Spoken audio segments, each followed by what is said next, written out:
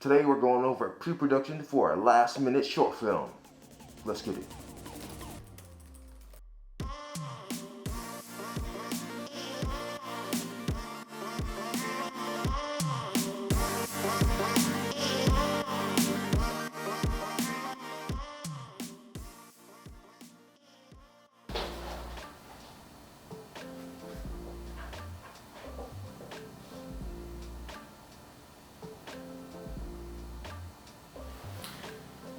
This mask is freaking cool.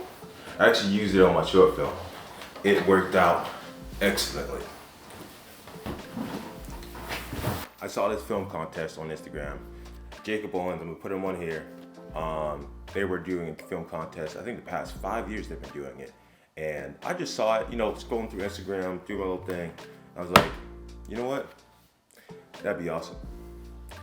I haven't really done too many short films yet, so this gave me the opportunity to flex some of my muscles and see what I can do last minute and really with like no preparation. So my friend Elijah and I were literally on a car ride back from Orlando, coming back down to West Palm Beach area, and we just, I showed it him before, but him being a director and me being a cinematographer and a gaffer and lighting, I was like, yo, we could just do this real quick with a couple of friends of ours and just make something fun.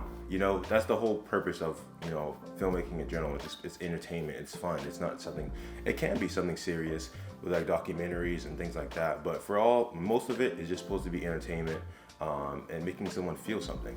So we decided to make a film. And so making the short film, we had to stay in these 5 parameters here. Rule 1 was it must be under 5 minutes in total runtime. That includes the credits and the title screen.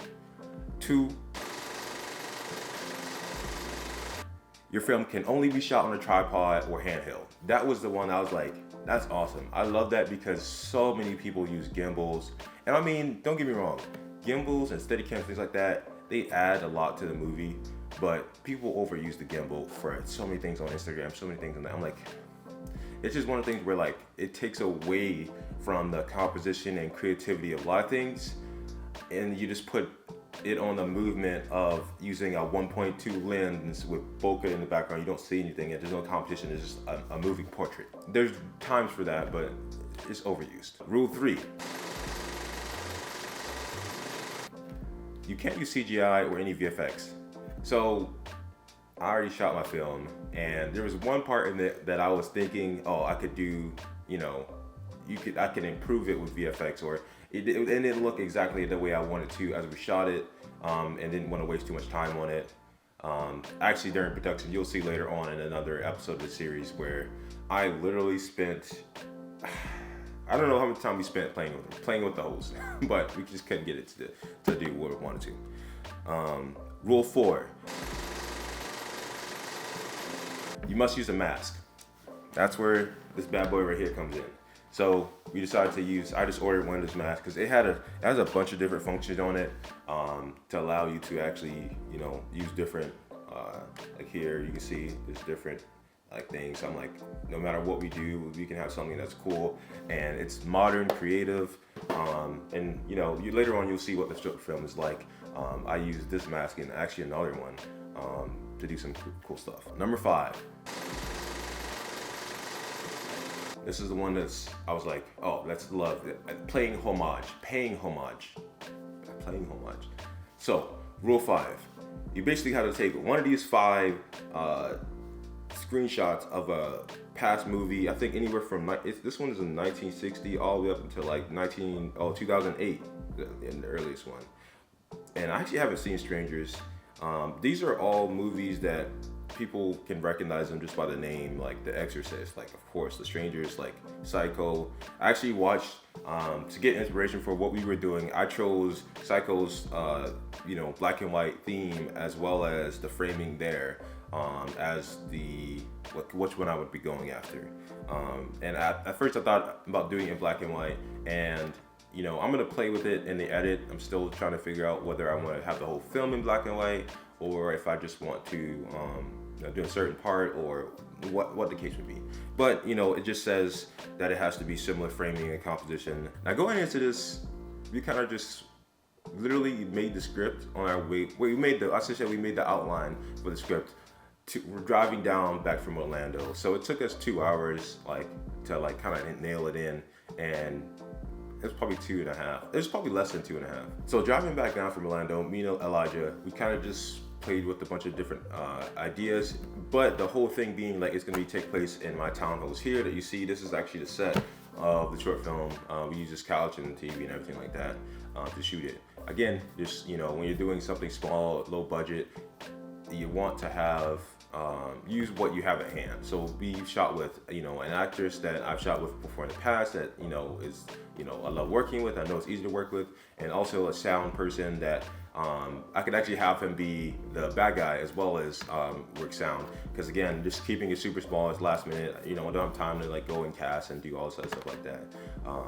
So basically, I used what I had available to me as far as equipment and lighting. This is the first episode in the series. You'll see more on the gear on the next episode. This episode, pre-production, I just used Milanote.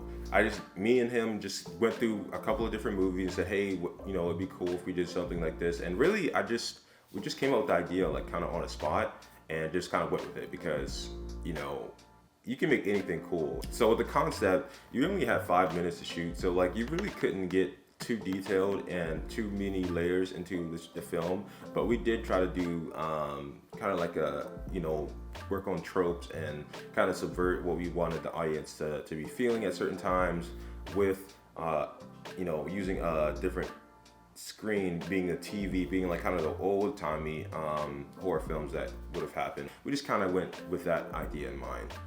I really just wanted to do something that was, 1 to 2 actors just at home and playing on more of a suspense than horror, because I didn't really want to have too much blood or fake blood anywhere, because I just don't want blood all over the place. That's not something that unless we're going all out and we're outside, I don't really necessarily want to have just fake blood just squirting everywhere. So we kind of played with what we had at hand in this small space. I'm thinking about outfits. We wanted to set it in present day times, around Halloween. Everything is kind of built on that. So we kind of, our B-roll and everything like that is building up what time it is, what's going on at the time.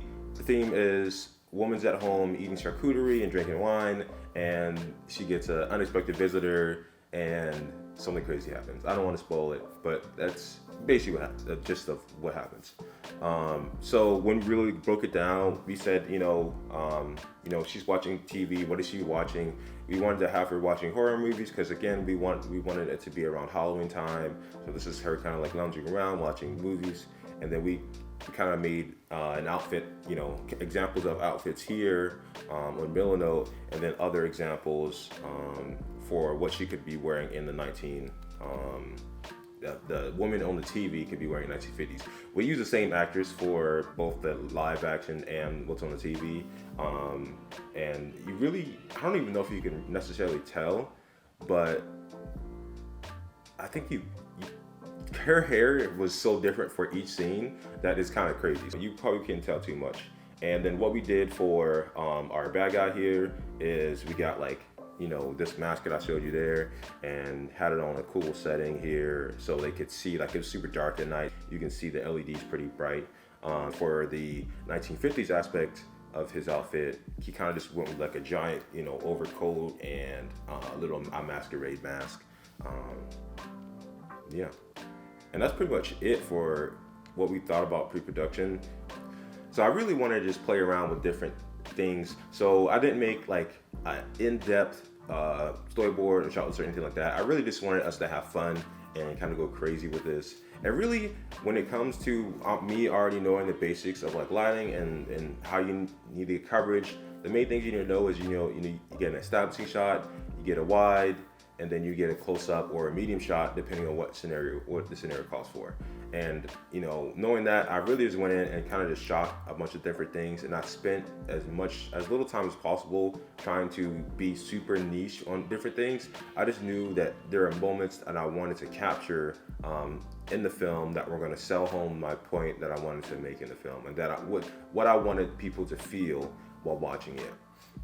So